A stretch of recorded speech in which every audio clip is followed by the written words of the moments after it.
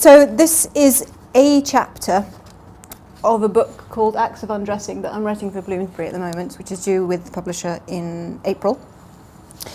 And it is about undressing as a gesture. It starts from the idea that clothedness and nakedness are both static states, and although there is a lot of research about being clothed or about being naked, nobody is really focused on the transition between the two as an active gesture rather than just a state. So I have selected 9 different topics that relate to undressing, and those are going to be my 9 chapters. It's not an extensive survey of all the different kinds of undressing that occur. It is just 9 ones that I find particularly interesting. Some of them are erotic, some of them are political, some of them deal with what happens to clothes after they have been moved, so looking at the motivations for undressing or leaving clothes behind. The first chapter is about denuding, and that is being undressed by another force, a force which may be another person or it may be an action. And in particular, that chapter is focusing on Yoko Ono and Captain Kirk. Yoko Ono's cut piece, which I'm sure you're all familiar with, in which she invites the audience up to cut off her clothes bit by bit. And Captain Kirk, and what is colloquially called chesticles, is an instance in which his tunic is ripped during combat. So he is denuded by the act of combat and reduced to this savage state that marks a transition from him as an intellectual being to a savage being who is involved in hand-to-hand combat. And they both deal with this descent into other through the process of denuding. The next one is about undressing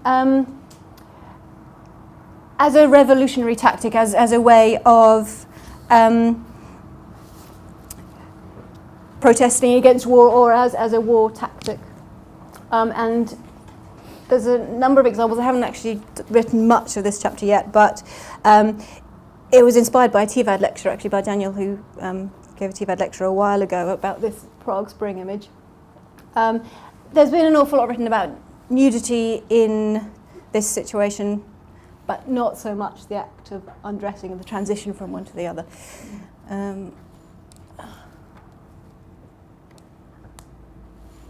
Next chapter is about streaking, mooning, flashing, particularly in sports contexts. So I'm looking at exposing the body as if it were a sports act, and looking at various game theory, applying that to taking one's clothes off. Like the tackling. Great picture. Okay. Well, tackling is interesting because there's this competition between the streaker and whoever is tackling them, the authorities. So that element of competition in the streaking is interesting. And in Mardi Gras, there's this reciprocal exchange where people will flash their bodies or remove bits of their clothing in response for, in exchange for some kind of other object or somebody else flashing. So there's these exchanges that take place, which only happens within Mardi Gras on a particular street.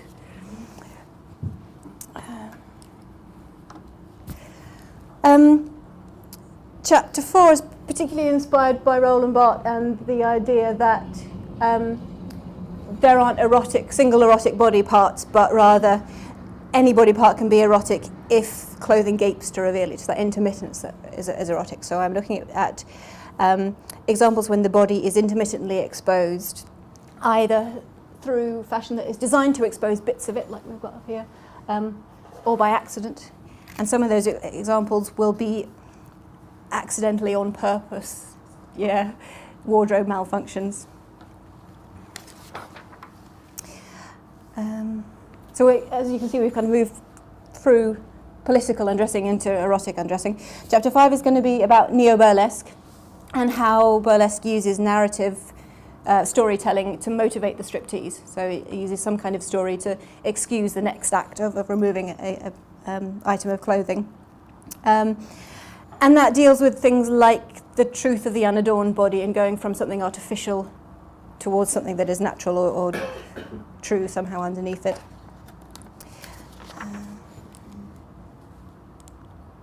I've got no pictures of this one because this is about sound. I'm actually doing a talk for the media research group in February for this one. So if you're interested in that, then there is an opportunity to hear me talk about it. I'm going to be looking at Foley, that is the sounds that are laid on top of film and TV, particularly the cloth pass, which is a Foley track that is specifically dedicated just to the sound of clothes, and then even more focused on undressing. That research has taken me in an unexpected direction. I've started looking at audio description, and my media research group talk is going to be about the audio-described striptease. So I've been looking at striptease for the visually impaired, that is audio-described, and some of those examples are the audio description tracks on films like Full Monty. But then also I've come across various examples in real life for visually impaired audiences, such as burlesque acts that have audio description or that invite the audience to make their own description of what's going on stage. And this one we're talking about today, so I'll skip that one over. The final few chapters deal with what happens to clothes after they're removed from the body, so that we can understand why people might remove them or why they might be removed by somebody else. Footwear memorials are the first one, that's what I'll talk about today. Chapter 8 will talk about abandoning clothes to imply that you have died or committed suicide. I'm actually really stuck with that. That is the most difficult chapter. I think it's a really good idea, but I'm struggling to find things to put in that one. But it's going to contain some information about Reginald Perrin and his abandoning of clothes on beaches to suggest that he had committed suicide. The example on the right there is rapture bombing. When the rapture supposedly was going to happen, those people who rightly doubted it started doing things like leaving their clothes in piles as if they had been raptured. So there's another good example that's going to go in there, but generally I'm a bit stuck with that chapter. We'll see what happens with that one. And then finally the last chapter is about abandoned clothes as territorial markers, so using clothes to mark your territory as an extension of the body beyond where you actually are at the time. For example, leaving clothes on the backs of chairs, or shoe tossing. Sometimes that's called shoe fiti, because it actually occurs in similar contexts to where graffiti does, in marking gang territory in urban spaces. So that looks at how we remove clothes to extend our physical space, to extend the territory of the body onto objects, onto places where we might want to return to. So that's the whole book. And then in the middle of that, chapter 7, which is about empty shoes, shoes that have been removed and left for one reason or another. And this references quite a long historical association between empty shoes and the death of an individual or the loss of an individual. And there's all sorts of imagery all over the place, including this. Does anybody recognise this? This is Struwwelpeter. No? I'm amazed nobody recognises this. This is an image that I remember vividly from childhood. It's Heinrich Hoffmann's series of cautionary tales from 1845, which includes this one, which is a tale of Pauline, who is burned alive while playing with matches. And right at the very end, it concludes, this is the English translation, so she was burnt with all her clothes and arms and hands and eyes and nose till she had nothing more to lose except her little scarlet shoes, and nothing else was found among her ashes on the ground. So just her shoes there as an indicator of where she once was. And weeping cats. So it's a tragic tale of a girl who dies, and the shoes become evidence of her having been removed from the scene, removed from existence. So we know that she's not elsewhere, just off the frames of the page, because her shoes have been left, and we can't imagine her leaving her shoes, therefore we have to assume that she is dead. But most of the examples that I'm looking at are memorials. So this idea that shoes represent death or the absence of the body to occupy them is something that occurs in a lot of memorials. Because absence has materiality. We can only really experience absence if there is something through which to channel it, if we see some kind of material presence to represent that absence. And memorial artefacts in particular are about objectifying, materializing, making present something that is no longer present. And a lot of material culture is about that, particularly museums. Often, most of their content, particularly if they have historical collections, those historical collections are all about making present something that no longer exists. So museums, most of material culture represents things that is not present at a particular time and moment. And so they confront visitors with absence by presenting the world as it once was, in artefacts from past events, lost cultures, things that don't coincide with the here and now. And archaeologists, curators, memorialists, they're all directly concerned with this idea of making the absent present. And in wartime in particular, these objects tend to be personal, so they tend to be left behind by missing or deceased people and become part of that material culture of war. Clothes and shoes in particular, because they are connected with the body so closely, because of that close proximity to the missing body, are compatible with these materialist modes of mourning. Leila Renshaw identifies three categories of victims of tragedy. There's buried bodies, missing bodies, and the disappeared person. And it's the latter of those, the missing body and the disappeared person, that necessitates the use of some kind of material substitute for that body. And a number of large-scale tragedies, particularly of the last 100 years or so, have left innumerable victims and deceased. Often so many that we can't actually quantify it precisely. And in many cases those bodies are never recovered, so that forces mourners to substitute ritualized objects for the missing body, and to provide some kind of corporeal presence to mediate the absence of the loved ones that are missing. So surviving objects become witnesses to these past events, but also linking objects that connect the survivors to the absent victim. And this particular example is the Auschwitz memorial, which has moved about the place, but this is when it was on loan to Washington. There are a number of empty shoe memorials related to Auschwitz and the Holocaust in particular, because there were so many bodies that were completely disintegrated, reduced to ashes, so the body is not only lost but completely destroyed. And therefore the closest thing we've got to represent those bodies is the last thing that they touched, the last thing that they wore, in this case the shoes. So that inability to find the bodies, to bury the dead, deprives mourners the possibility of performing various rituals that they might otherwise want to perform. And so pairs of shoes act as a substitute. And they provide something that can be placed in the final resting place.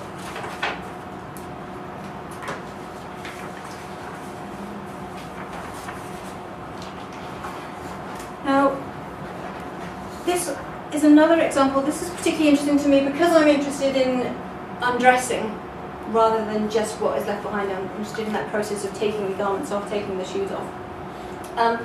This one contrasts clearly from the one before because the shoes are positioned as if worn, as if somebody has just stepped out of them and they're not discarded in the pile the way they are at Auschwitz. And so it presents quite different messages to the ones that we've just seen, and demonstrates the importance of composition in sending different messages with these memorial artefacts. If you position shoes side by side, it is as if somebody has just stepped out of them and might want to step back into them again, as if they're worn by a pair of feet. So it suggests that the person is only just around the corner or might be returning to the shoes. And they're left as if you would leave them maybe by the bed or by the door with the intention of returning to them. So in this case, the fact that they're ready to be worn almost kind of suggests that the victims of this tragedy are not so far away and ready to return. So that kind of enhances the sense of tragedy at this location, suggesting that the lives were taken unexpectedly, suddenly and without warning. There are some shoes that are placed side by side in Auschwitz, pairs that they've picked up and put on display next to the big piles. But there is an artificiality to that, because actually in reality, testimony from inmates says that they often would end up wearing different shoes, just whatever was available to them, and they weren't often paired. They'd end up wearing two left or two right. So actually, the shoes presented in pairs at Auschwitz, they reflect a desire for some kind of meaningful familiarity in the presentation of shoes rather than actually the reality of what was going on at the time. So it's less about authenticity and more about our perceptions or our expectations about how we might see shoes arranged. This example is called Shoes on the Danube. It was produced in 1995 by Bille, I think that's how to pronounce her name. And they're arranged so as to suggest the panic that was felt by the victims at the time. So they're not neatly in pairs, but we can still see the pairs, but they're arranged almost as if people are still moving, still walking, but moving, most importantly, towards the river. And so they're arranged in the position in which they were removed. And that's why this is particularly interesting for me, because I'm interested in that process of taking the shoes from the body. And here you can actually imagine how the feet came out of the shoes.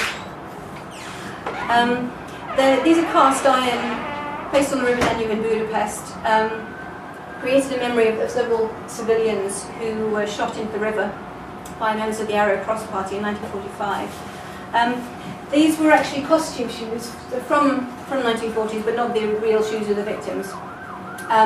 Cast in iron using a process that disintegrates the original material so that it's subsumed into the memorial. So those are real shoes transformed into the memorial, although not the real shoes of the victims. But because they are old, because they're real shoes, they've been worn, they do have character. They're not just shoes you might get from a shop. They have signs of wear, signs of tear, signs of life, or they can be read as a record of the actions of the person who's previously worn them. And so they express these qualities of the lives lost and perhaps the experience that people might have gone through before they were shot into the river. And it interests me particularly because the sculpture doesn't directly memorialise the moment that the victims were shot, but rather the moments beforehand when they were told they had to remove their shoes. They were forced to remove their shoes first and then afterwards were shot. So it's the first stage of terror and panic before they knew what was going on that's really represented here, and paints a far more vivid picture of that act of undressing, the panicked undressing that took place before the execution of these people. So they're all arranged quite chaotically in a way that emphasises that panic and the uncertainty. Some of them are kicked off carelessly because they've got other things to concern themselves with. They're not worried about arranging them neatly because they don't know whether they're going to be able to stumble back into them or not. And you can see that stumbling. You can see as if they were stumbling into the river. And you get that sense of the kind of emotions they might have been going through at the time. And the sculptor did say this arrangement was designed to reflect a panic situation. So it wasn't designed to just represent the shoes, but the situation that was experienced at the time.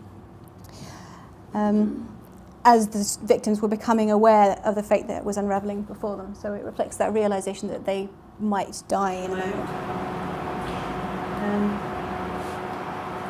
So the shoes are kind of abandoned as hope was being drained from the victims. And then the shoes themselves appear to suffer as a result of that.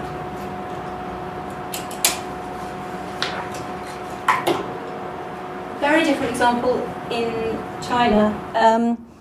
This was 2010 memorial that appeared outside the Nanking Massacre Memorial Hall to commemorate the lives of 6,000 Chinese who died as victims of forced labour in Japan in the years following the Japanese invasion. And what I was saying earlier about the arrangement of shoes and how that's meaningful, obviously very different arrangement here. These are very neatly arranged, as if they were placed perhaps to be returned to at some point. But this also has another possible reading. Because these are neatly in lines, they're spread across that space, we get a real sense of the scale of the death, with the spread as far as the eye can see, really. So we get a much bigger sense of the sheer number of people that might have been involved here. They're more sparsely separated than the Holocaust museums, because these deaths were individual, separate deaths. They didn't all happen in one place at one time. These happened throughout a number of years, and each death was an individual, separate death that contributed to this large whole. But it reinforces the fact that this carries on over such a large space, reinforces this idea that this was an almost innumerable number of deaths. They were almost unescapable. They're not confined to a single location. It just goes on and on forever.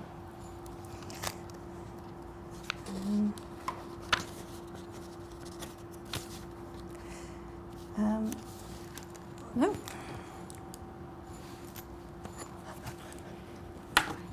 There you go. This Whose Shoes memorial appeared. It was a temporary memorial at Golden Gate Bridge, and was designed to be portable. So it was designed not to taint any valuable real estate space, to turn that space into a memorial space. It didn't want to taint that space with senses of loss or sorrow, but just temporarily. And it memorialises all the people who have jumped to their deaths off the bridge. John Nash writes of the importance of personal possessions in the definition of self, and argues that to lose or abandon a possession is comparable to surrendering individual identity. So shoes like this that clearly are individual, that belong to a single individual, recognisable person, perhaps more so than any other possessions, continue to express their owner's identity even when removed and left behind.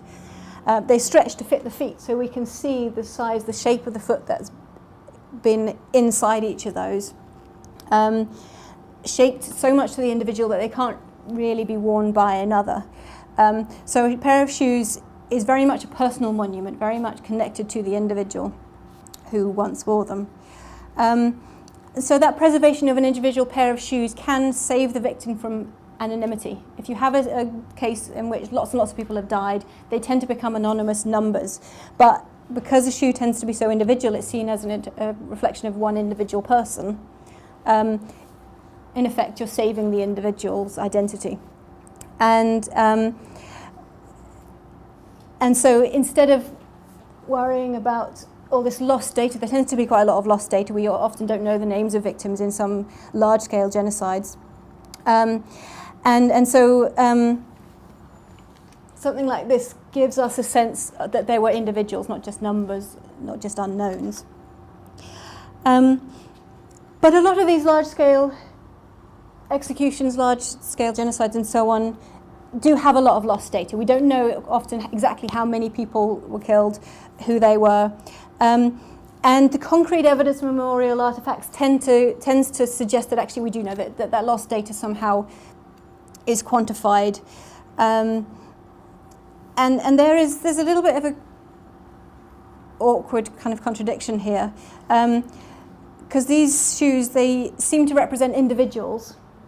They very much seem to reflect the person who once wore them. But the identity of the wearer quite often is unknown, particularly with the Holocaust memorials.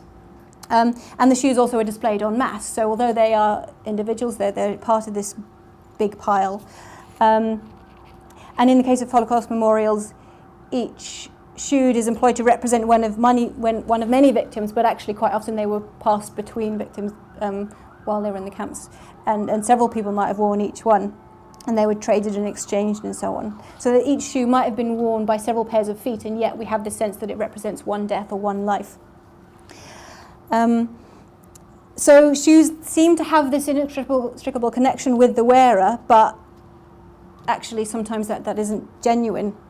And it also is the case in some of these memorials, the shoes aren't the shoes that belonged to the wearer, as was with the Danube memorial. These are shoes that have belonged to somebody else and that are appropriated for this context. So there's something slightly inauthentic about that. So they have the emotional power of a record of an individual victim in combination with this universal specificity of an unmarked grave. And two different perspectives on that. Heather Cameron argues that this compromise between specific and universal is particularly necessary in memorialising victims of large-scale disasters. The Holocaust, for example, is unrepresentable by conventional means. And so the task of memorialising each victim would be impossible when victims are often unnamed or innumerable. And so a conventional record of death, such as a list of names, would in many cases be incomplete and therefore inadequate. Holocaust memorials must express that sense of many while simultaneously satisfying the desire to honour the deeds or the lives of the individual victims. When that exact death toll is known, as in this case or the victims of 9/11, quite often these shoe memorials are able to present data in an exact one-to-one ratio of the number of victims and the number of shoes or the pairs of shoes. So something like this, the exact number of dead is reflected by the exact number of pairs of shoes, and so it allows people to precisely quantify the tragedy that's occurred. In this case, there are 1,558 shoes because there are 1,558 people who have committed suicide by jumping off the bridge, and so it becomes a kind of data visualization. And the same is true of various other examples, like there was one in Australia, 1,400 pairs of shoes laid in Martin Place to represent the number of deaths that occur annually on Australia's roads. So again, a kind of data visualization of that quantity of people. And in this case, when they're arranged in grid formation like this, you very much get a sense that this is data visualization. You're able to calculate quite clearly the number of shoes that you are looking at because they're arranged quite neatly. So it serves the purpose of allowing people to more precisely quantify the disaster. And using that in combination with the space that the shoes are spread across allows people really to get a fairly exact sense sometimes, a reliable visual representation of the number of people that have died. And Edward Tufte, who writes about effective data visualization, says that a good piece of information graphics should induce the viewer to think about the substance rather than about methodology. And if we're faced with a shoe memorial, that suggests the audience shouldn't look directly at the shoes, or shouldn't consider the shoes directly, but should instead consider what they represent, and that is the absence of those who wore them. Tufte has also suggested that graphics should make large data sets coherent. So that's exactly what shoe memorials are doing. They're enabling audiences to appreciate the scale of the tragedy, more so than they would be if they were just reading a number on a plaque somewhere. Graphics should reveal the data at several levels of detail, from a broad overview to a fine structure. And shoe memorials very much do that, because at a broad level, they tell you the number of people that have died. At a more local level, they give you data about the kinds of victims. So you can see male and female shoes, you can see old and young. You can see data about the individuals in those shoes as well as the overall numbers. So you've got statistical data on a large scale and a more local scale as well. So actually, a lot of these shoe memorials seem to kind of follow Edward Tufte's idea about what data visualization should achieve. And the various characteristics of these shoes give us extra data. There's variety of shoes, styles and sizes at all of these, including Auschwitz. And in Auschwitz in particular, you've got children's shoes and things as well to allow us to quantify that. And in graphic terms, in graphic design terms, data visualization is about difference as well as similarities between those differences. And you see small multiples as well as big multiples. You see categories within categories, male and female, within this overall picture.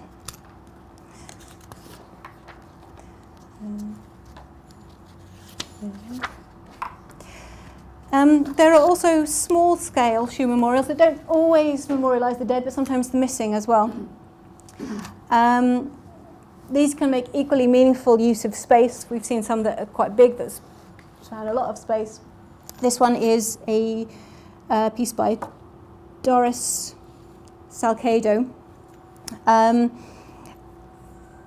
these appear within galleries, so they're gallery installations, and they memorialise the Colombians who've disappeared, so assumed to be dead, but we don't necessarily know. And each is a single pair of shoes trapped in a confined space, and that confined space represents how the victim might have been trapped before they were killed, because quite often they are trapped in boxes, thrown into common graves, or the body ends up in a very confined space, and so the shoes are in that confined space too. And these small boxes are embedded in gallery walls.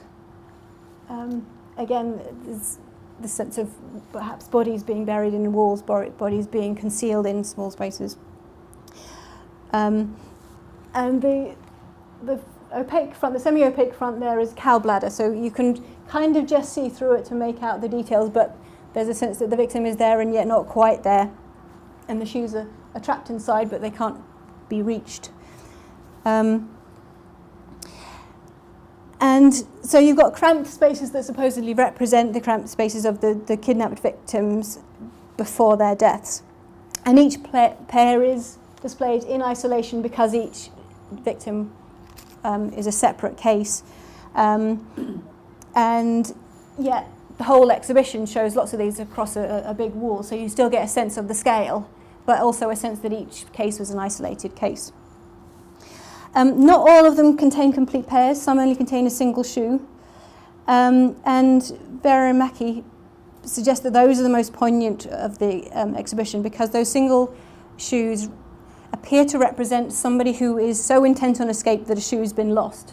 So we have a sense of hope that perhaps they might have escaped, they've left one shoe behind. If there's one shoe, maybe that victim might have survived, maybe they're still out there somewhere wearing the other shoe. So we don't know for sure that these people have necessarily died. So a single shoe creates this hope that the owner is very much alive and still in possession of the other half of the pair in a way that a whole pair doesn't. And Mackie reads this installation as a perversion of the Cinderella tale, in which the single shoe is left behind at midnight. And in that case, the fact that there is one shoe missing provides hope that Cinderella is still out there.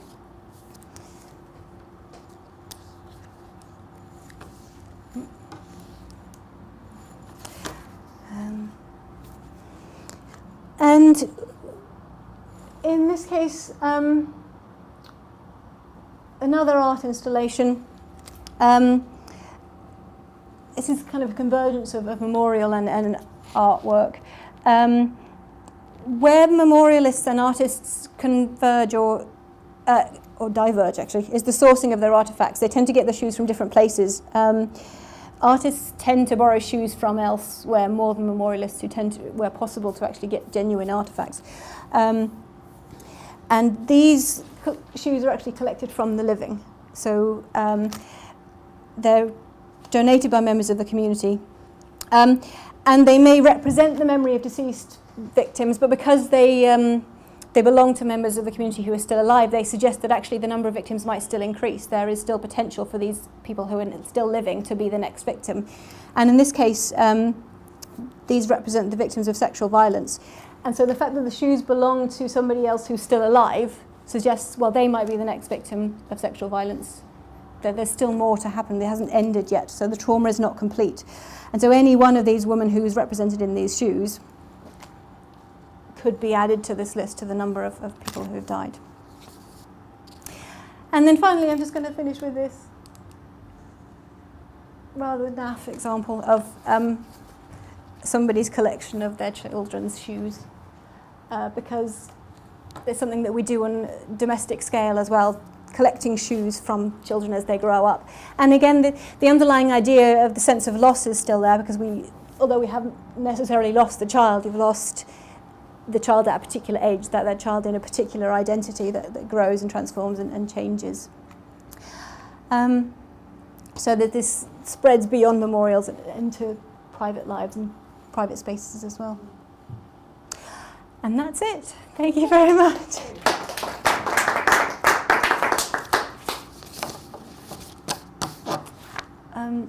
I have no idea how long I've been going on for. What time? 10 to 2. Okay. I'm absolutely fascinated by that shoe installation in Budapest. Yes, that is my favourite one. When? I'm fascinated When was by it installed? 2005. Right. I can't go back to it. Can I go back to it? Well, yeah, I missed that. 2005, and it was controversial because some of the perpetrators were still alive.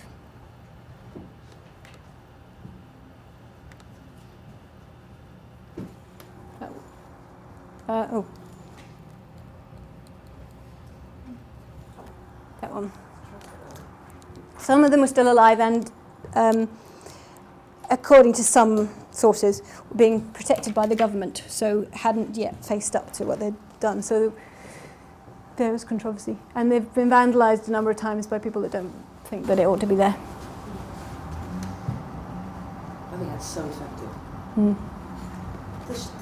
The shoe memorial also sort of has they have a sort of afterlife as well, because the use of shoes for Holocaust memorials, I've seen kind of taken on to another level of communication at the Venice Biennale a couple of years ago. Yeah.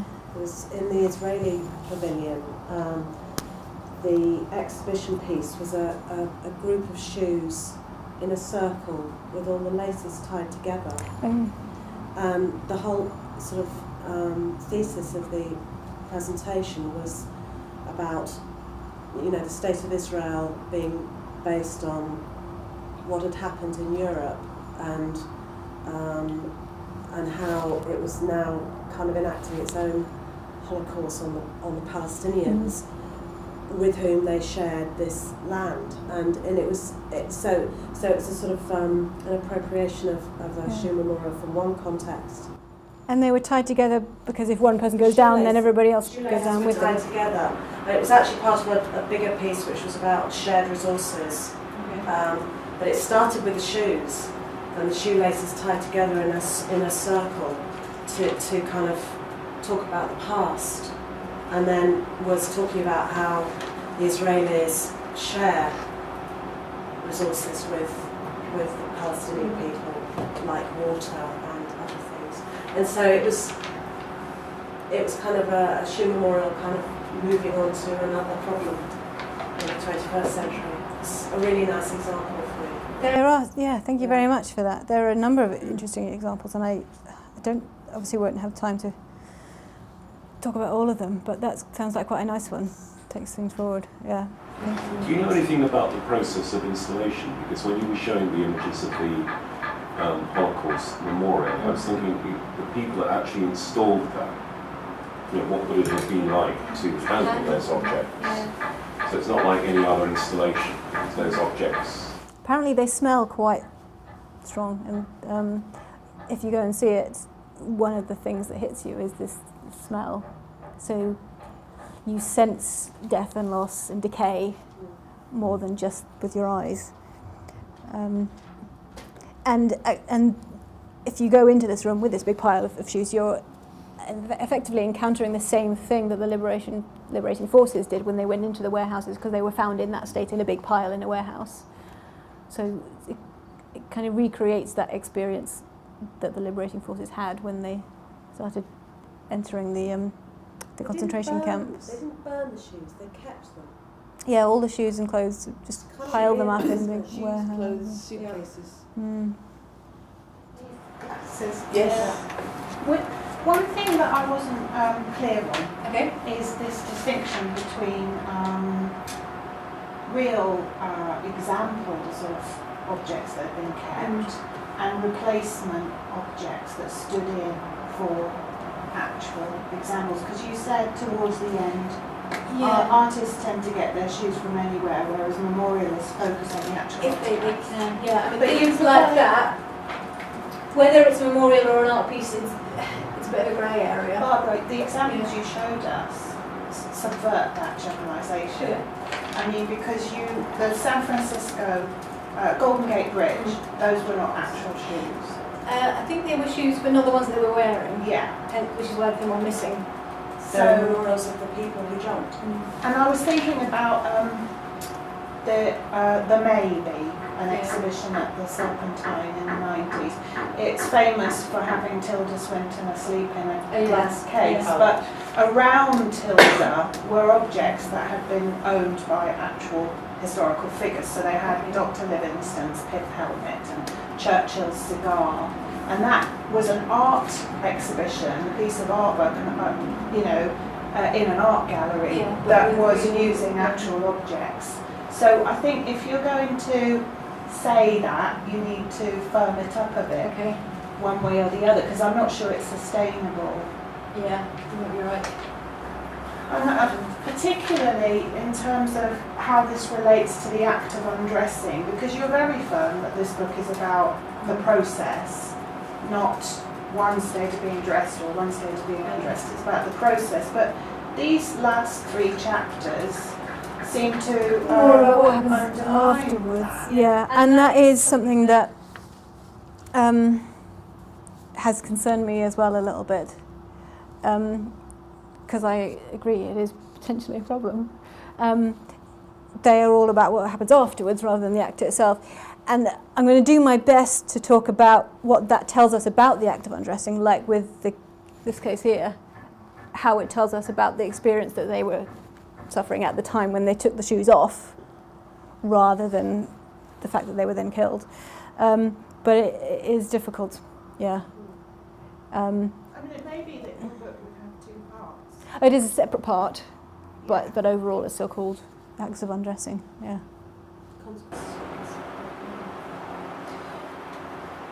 Also, one more thing. Yes?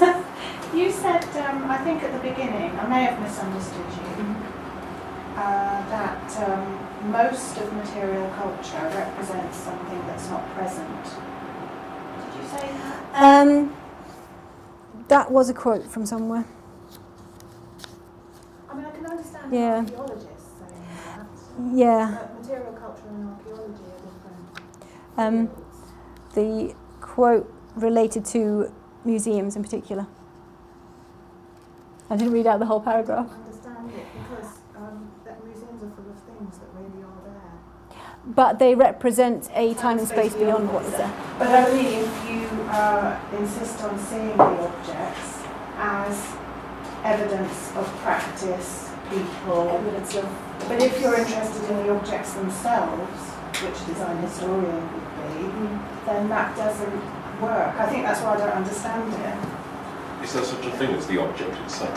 Yes, I think there are lots of people who do detailed work on materiality, whether it's a zip made in Hong Kong last week or an inlaid cabinet from the Medici household. The actual material fabric of an object Well, what that is a material fabric legitimate and would mean. gigantic subject. I know that what the material would mean would be contingent on context. But that's mahogany, only for part of the example. story. But the meaning, does it imply that the meaning of the object is completely enshrined within its material?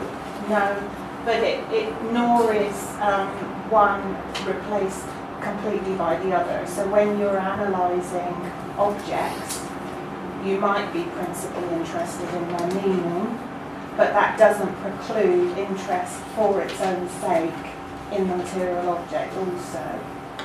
So the idea that museums are indicators of absence perplexes me completely. Well, it depends what the museum is, I think, is the answer, and what it thinks it's doing. So, what it is constraining and projecting the artefacts, the objects, whatever's in the cases and how they're framed and labelled. I mean, the Design Museum has whole bunches of chairs, some of which you couldn't even sit on.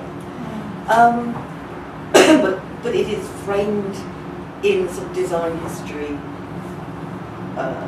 space, whereas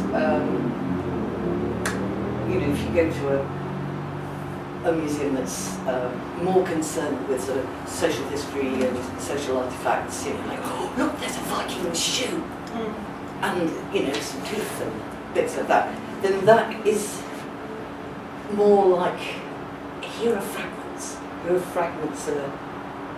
of living people who lived back then, and these tell us something about maybe how they lived. I agree with you. I think that there are different kinds of museology. I would add the Science Museum as an example of a museum that's not about absence, it's about the presence of stuff. So I think perhaps that comment about museums being representing things that are not present comes from a kind of mainstream history perspective where objects are valued as evidence of the past. That's probably very true, but I would dispute the Science Museum example, because actually a lot of the Science Museum deals with the unseen, or something that we can't experience directly. Well, some of it does. I mean, some of it's about materials. In a context in which they're inaccessible to people. The reason they're there presented in the museum is so people can have access to something that they wouldn't generally have access to. It's really only when they relate to the everyday, but even then you're offering access to an aspect of the everyday that we don't normally encounter. Well, have you been there recently? No. Well, I go there fairly often, and there are materials galleries, there are hands-on displays. I mean, even there's bits of space shuttle that have been burned on re-entry into the atmosphere, so they're what came back. So that very much I was suggesting about absence. I thought you would say that, and I disagreed. So it's not a description of museums that I recognise or subscribe to. That's all. Just one You person's. just need to contextualise the quote that you use. And make sure that it's clear that it is just one perspective. Yeah. I thought of an example of absence, clothes without people in. Yeah. The chapter that you said you were struggling with. In the 1920s, film promotion was called Ballyhoo, which was a form of transmedia in the days when a film would be shown in a town, and in the week running up to that, the cinema would put on all sorts of scampy little tricks to generate publicity, and one I read about was piles of clothes left on the side of rivers or by the sea to suggest a murder or a suicide or something, and that would then be found by the police and would generate a story that would be in the news, and then they go, "Only kidding, come and watch this film." And it was called Ballyhoo, which What was it? was great, in the 1920s, and it was an early form of transmedia. Do you have any specific examples or anything you'd be able to point me in the direction? Yeah, I've got a friend who works in Paris who's done his PhD on this subject. Okay. So I will, that's good. That would be a great example. Thank you very much. It's a really cracking example of what you're talking about. Recently, I think it was it John Lewis or Selfridges, one of the big department stores, abandoned shoes all over Cambridge, so that the local press would get curious. But it was just promotion. It was just get a free shoe if you take this shoe to the thing. So it didn't relate to a fake death or pseudocide, as they call it. But forms of promotion. But yeah, that's a very good one. Thank you very much. I'll get back to you with that. I have a couple of things. Can you go back to your slides, to your chapter? Which one do you want? There's a couple of things. So the first one, yeah. So that one, it's related to that one, and go forward.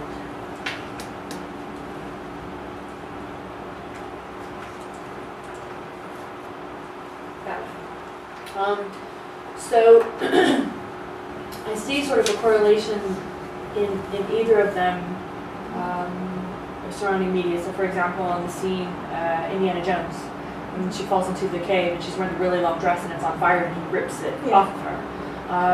So clearly would be sort of this fall into this chapter, but also it turns her into sort of the savage sort of beast. So I just thought of that as sort of a reference. But then I also thought, isn't the act of the moment before and then the moment after are sort of a reaction to the act of? Is that part of the research? Because certainly it has to go, like what incites the motivation or what incites the reason for it happening, and then you have sort of the space of the happening, and then the space after the happening that might inform. It definitely does. Not least because most of the research that already exists is about afterwards. Yeah. It's about the nakedness or whatever happens afterwards. So yeah, that has been unavoidable, but I've tried to use that research in order to understand the before, the act of undressing. Okay. And then the D, go forward 2 years, the Holocaust slide that you had. The one in the museum. That one. I sent you a reference. There's a film director's name is Costa Pham. He's Ukrainian, but his father was from his mother's Vietnamese. And anyway, I sent you an article. He did a short film that was actually nominated for an Oscar. It's called Shoes. It's a beautiful film, and it was basically about these two characters, a woman and a man, as red shoes, and it just shows the relationship of this couple through the war, through the view of shoes. That's all you see through the whole movie is the red shoes. And so I thought, in terms of material culture, but this is sort of this is what happens afterwards, so you can associate memory to it, or you see it actually film, you actually see the entire relationship of that shoe, and then when the shoes are abandoned, he has sort of a vignette of all these shoes piled on top, and then the red shoes are left in the middle. So that might be a good reason. It's a beautiful film. It's tragic, but it associates memory because you get to know the characters, as opposed to you don't know who these people are. You can just really imagine that here you get to know these characters, even though you never see their faces. So before as well as. Yeah. Thank you very much. You sent me the link. Yeah.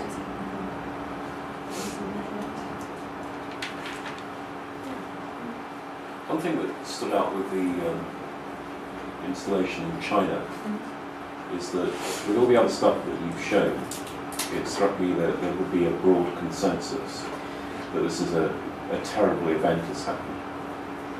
And what you're showing is a trace of that event. Yeah. Whereas with this, it struck me that I was just thinking about Sino-Japanese diplomatic relations and how a representation of an awful event would actually have a diplomatic resonance in a way which all the others, they're done deep, there's this broad consensus about. Well, you say that, but actually the Danube one has been controversial. I haven't read anything about this one being controversial, but the Danube one, because there are people that disagree about what happened and disagree about the deeds of the people that supposedly committed this execution. And there are disputes over whether or not they should put a path over the road, because the shoes are on one side of a main road and you have to run across the road in order to get there. And people who support the memorial want a path, they want easy access to it, but others think that they want to keep people as far away from it as possible because they shouldn't be there. So, were you going to make a point about the aesthetic qualities of this memorial? This? Yeah. No, it wasn't. Oh, because I thought that you were going to go on and say that because of that diplomatic relationship, this isn't aesthetically indicative of genocide. Like it's more it's less sanitized. emotional, yeah. Right, yeah. It is more data than experience. It looks like a heroic sports parade, Yeah, is what it looks Yeah. like. that's what I mean. It's Yeah. not. It You don't. know, an arm's width either side. You wouldn't know they died. You know, it doesn't imply Yes. necessarily carnage. No, Putting the pairs neatly like that. it's the numbers in the sort of serried ranks. It gives me the creeps possibly more than any of the other images.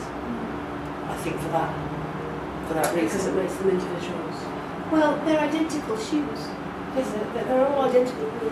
But it's like when you see sports people, you know, in these, well, the Chinese did the sports parade. Beijing had a the good Russians, ceremony. yeah, and the Russians did all these sports parades. And it was always, you know, they looked pretty much identical. And it is this, we are the spirit of the nation sense of this identity. You could definitely compare this with the Golden Gate and extrapolate about the political systems in which Yeah. each of them has been produced. Yes.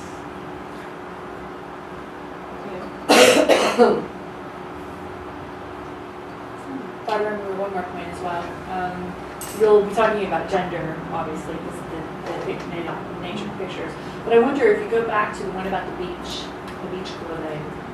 One thing I didn't really see that might be possible, because I'm always, you're always walking along and there's just this random jacket that's sitting on the fence post, or random shorts sitting in an alleyway. I wonder if there's anything there in that particular chapter that has to do with gender, an idea of the types of clothes, because you don't see a Gucci or a Prada sitting on the sidewalk. It comes up here Okay. because clothes left as territorial markers, people react differently if they're male or female clothes. Right. People are more likely to avoid a space that has a male jacket on than a female jacket. And what about the types of clothing? How well a jacket looks, or how expensive the I haven't clothing seen may data be. on that, but yeah. And there are certain objects that people are more likely to respect as a territorial marker than others, and those things that look more precious are more likely to be respected, and those things that look more disposable are more likely to be ignored.